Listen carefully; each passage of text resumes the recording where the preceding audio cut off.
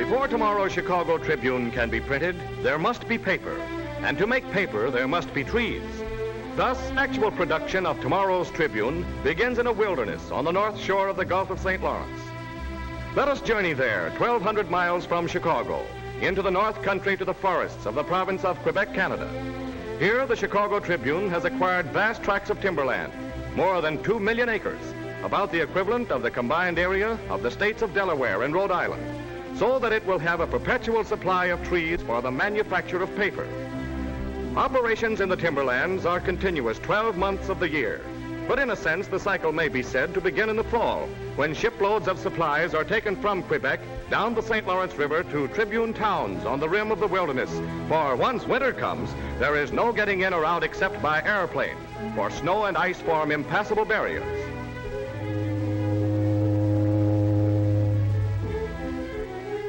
In September and October, ships, some of them part of the Tribune fleet, others chartered for the purpose, carry a variety of stores down the broad St. Lawrence and across the Gulf to the towns and camps that lie on the edge of a wild frontier, east of the eastern boundary of the state of Maine.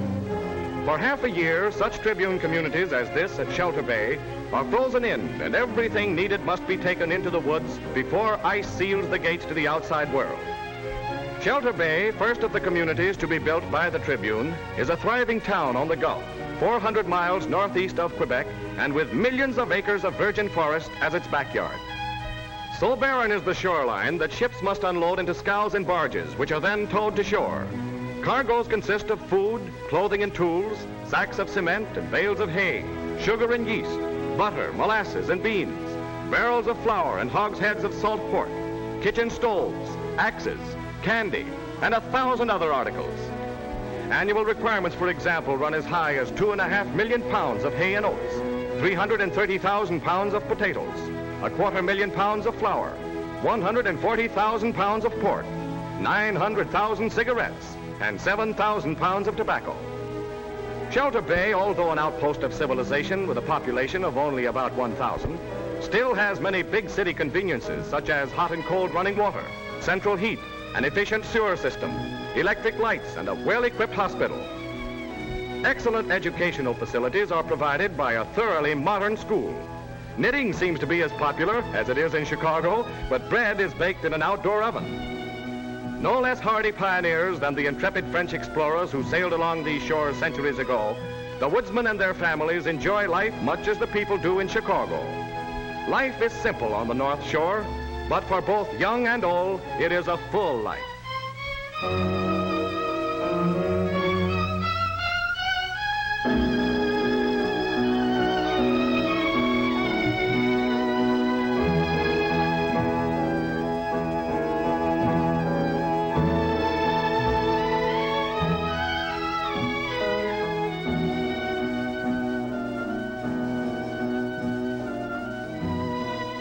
After the supplies have been brought down the river and across the Gulf from Quebec, the next task is to carry them by sledge, truck, and boat over land and across water to the various logging camps that lie back in what the loggers call the bush.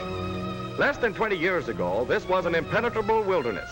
But today, through corduroy roads, boats, and bridges, the backcountry has been made accessible, and interior camps have been built at strategic points. Cache 2, base of one group of loggers and 6 months headquarters for the cutting crews, is about 20 miles from Shelter Bay on the southern tip of 30 Mile Lake. About it lies the forest primeval, mile after mile of rugged country, in which are great stands of timber awaiting the axe of the woodsman. In felling a tree, the first operation is to clear away the brush.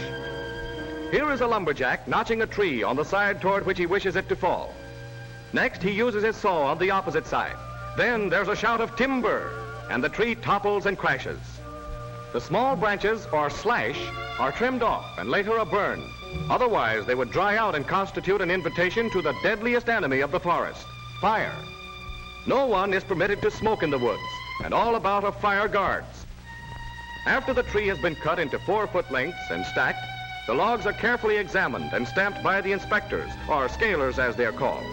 Spruce trees, balsam, birch, poplar, and mountain ash abound in Tribune timberlands, but only spruce and balsam are cut since they provide the best quality fibers for making newsprint paper. Every winter, more than 2 million trees are cut according to a carefully planned schedule. No tree is cut more than 18 inches above its base. No young trees are felled, and reforestation is encouraged, though it is accomplished by nature so efficiently that no prolonged assistance from man is required to promote regrowth. One day in the late autumn, the wind comes from the north, bringing snow and sending the mercury toward the bottom of the thermometer. Then until April, the North Country is held in the unrelaxed grip of winter, with temperatures as low as 50 degrees below zero. Days are short, for not so far away is the Arctic Circle, and work must move along briskly. An important activity is that assigned to the cruising team. Traveling by dog sled, the men choose a site and pitch their tent. Then they go through the woods, measuring trees and marking those that are from 80 to 100 years old, and hence are ready for the woodsman's axe. Cache, too, is now wrapped in a fluffy blanket of snow, but the cabins are cozy and warm, and the food is plentiful. No need to call them twice. Swinging an axe in the woods in winter is guaranteed to work up a first-rate appetite. Not much dinner table conversation, but a wholehearted devotion to the matter at hand. Music is a popular entertainment.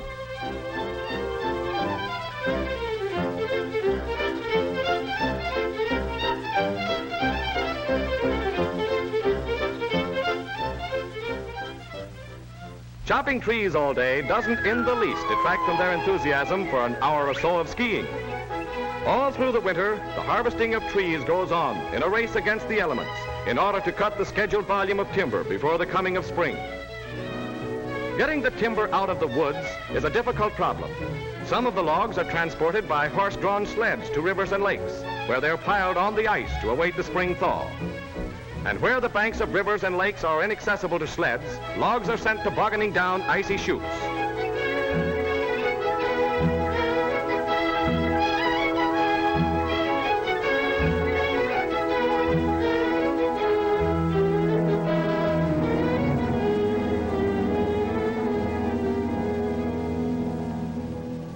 With the end of winter, the waterways open to traffic, and life takes on a quickened tempo. Now the streams leap and roar, and the great harvest of logs cut in the winter and piled on the ice continues its journey from the forest to Shelter Bay and other towns built by the Tribune on the Gulf of St. Lawrence.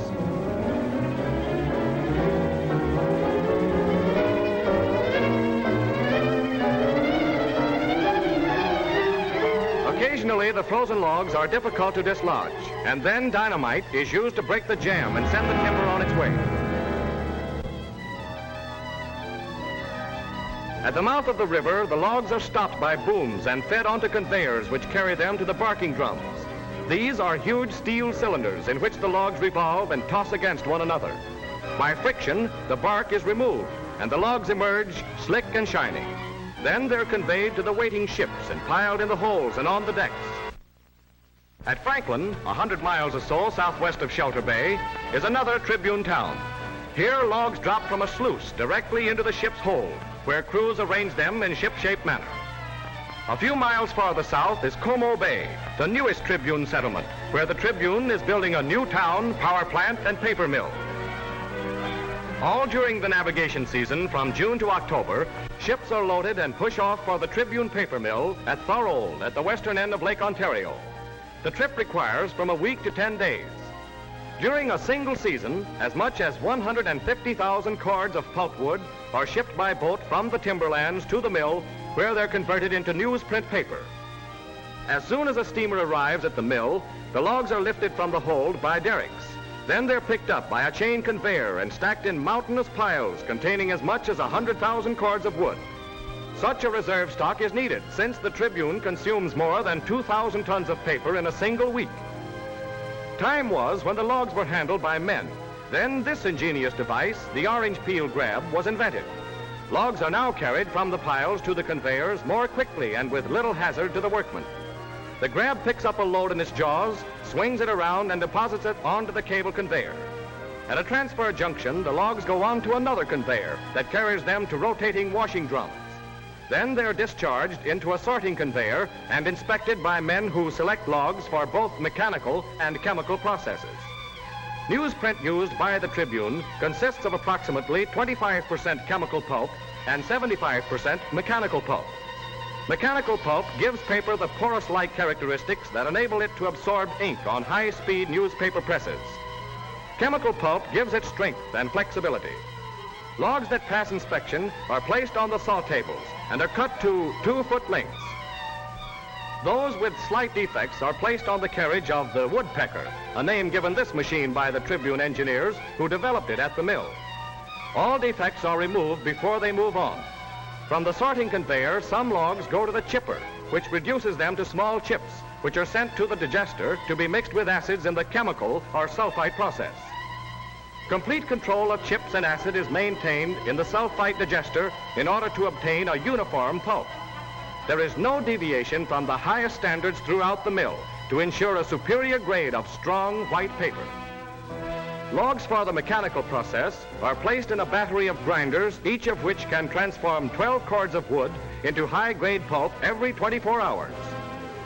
The logs are forced under pressure against huge grindstones. Water flows over them continuously, and from the bottom of the machine issues a steady stream of pulp.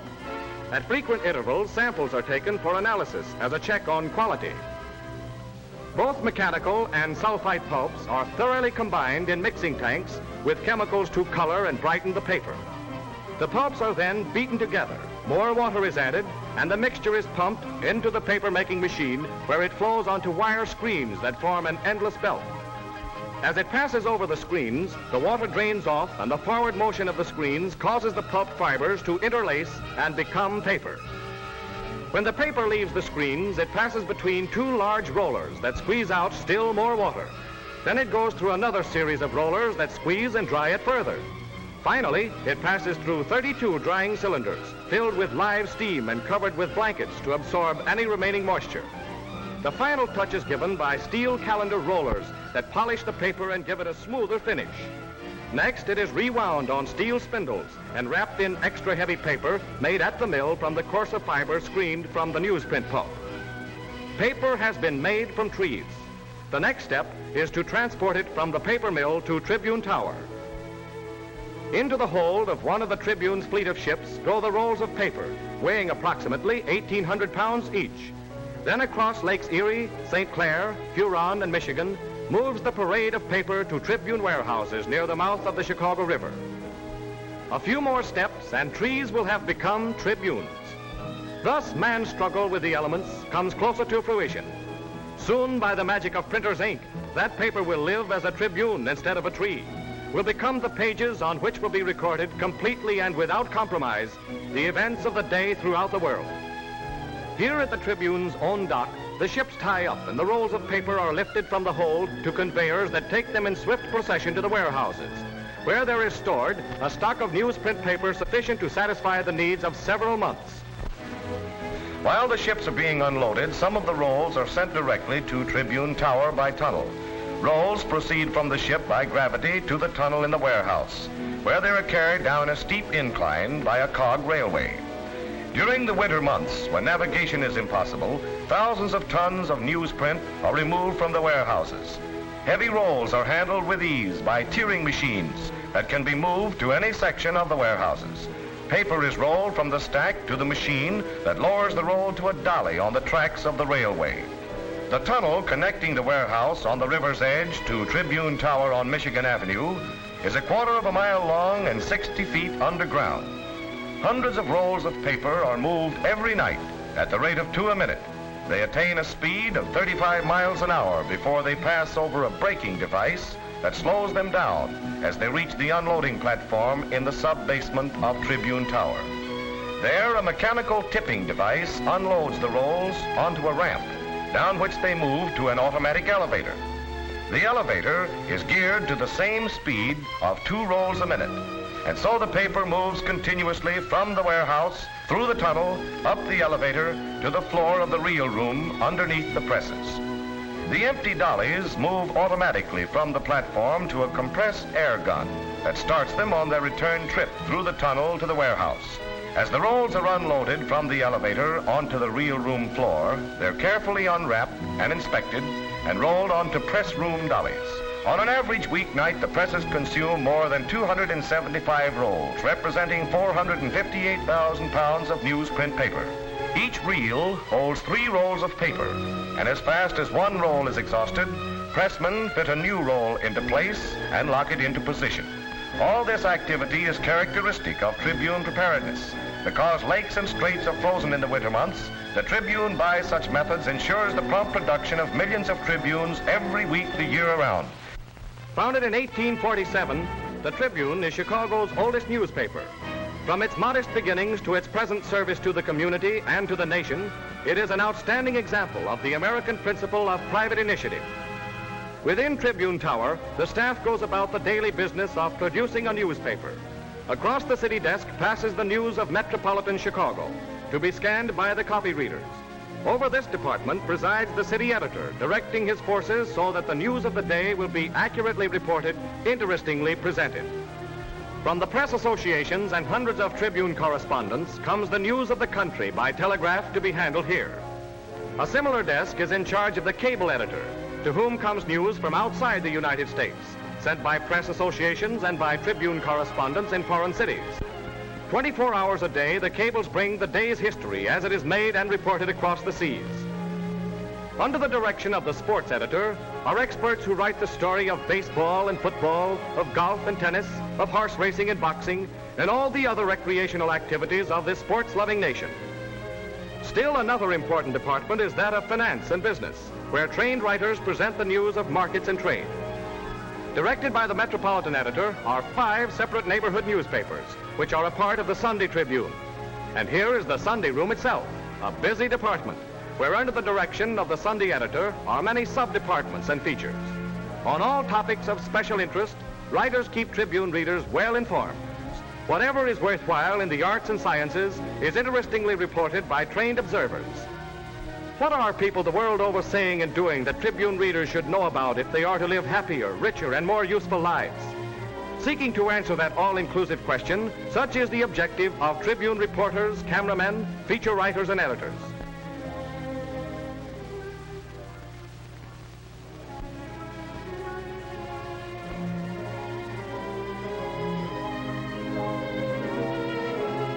And supervising these various men and women, each trained in his or her special field, are the assistant editor-in-chief and the managing editor, who coordinate their output into one harmonious whole.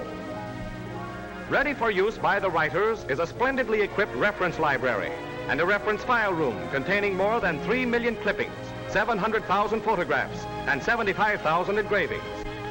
Long ago, the Tribune realized the value of pictures in bringing people and events vividly and unforgettably to its readers. And so every day, scores of pictures are printed, some of them supplied by photographic services, some taken on the scene by Tribune photographers, and still others posed in the Tribune's completely equipped studio. Watched for, laughed over, vital characters in the lives of readers are Tribune comics. Sometimes as light in humor, but more frequently drawn to focus attention on a civic or national problem, the editorial cartoon is given front-page position by the Tribune. To make the engravings from which Tribune illustrations are printed, the pictures to be reproduced, whether drawings or photographs, are placed before a camera in the engraving room. The shutter is snapped, and the image is recorded on a sensitized negative glass plate. The light from a flaming arc transfers the image to the zinc plate. After it has been powdered with dragon's blood and heated, the zinc plate is etched in an acid bath. Removed from the bath, the plate is washed and goes to the router, a man with a sure eye and a steady hand who cuts away excess metal. It is then mounted on a metal base. Now the engraving of the cartoon or strip or photograph is ready for proofing in order that the artist, the editors, the engravers, and all others concerned may inspect the finished product.